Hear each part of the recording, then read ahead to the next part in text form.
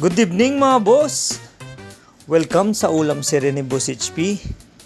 Tayo magluluto ulit ng ulam mga boss dahil pizza de peligro ngayon at wala pa akong sahod. Oh no! Iluluto na lang natin kung anong meron tayo sa bahay mga boss. Malapit na palang masira itong sayote natin kaya iluluto na lang natin yan mga boss. Napaka-basic lang po itong ulam natin ngayon mga boss. Hahaluan ko lang pala yung sayote ng itlog mga boss. Ayusin na rin natin tong panggisa natin.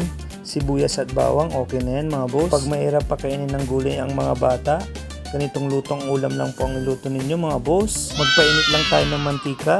Maglalagay din pala tayo dyan ng asin at paminta dun sa itlog natin mga boss. Uunahin ko palang ipiprito tong itlog mga boss bago tayo maggisa ng gulay. Hahalu-haluin lang natin yan mga boss hanggang sa maluto. Dudurog-durugin pala natin yung itlog natin mga boss dahil yan ang ilalagay natin mamaya sa gulay natin.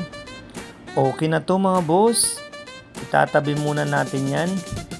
Magigisa na pala tayo dyan ng bawang at sibuyas mga boss. Hindi pala tayo nakapag-upload kagabi mga boss dahil may kunting inaayos lang. Ilalagay na pala natin yung sayote natin mga boss.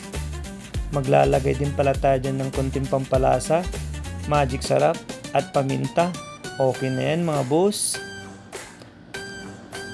Halo-haloin lang natin yan hanggang sa magisa. Maglalagay din pala tayo dyan ng kunting tubig para mas mabilis lumambot. Titikman natin kung malambot na ba itong gulay natin. Medyo matigas pa mga boss. After 2 minutes, okay na yan mga boss. Pwede rin kayong maglagay ng patatas o kahit anong gulay, depende na lang sa inyo mga boss. Ilalagay na rin natin tong itlog natin mga boss. Sa mga family and friends ko dyan, maraming salamat po ulit sa pagla-like and share.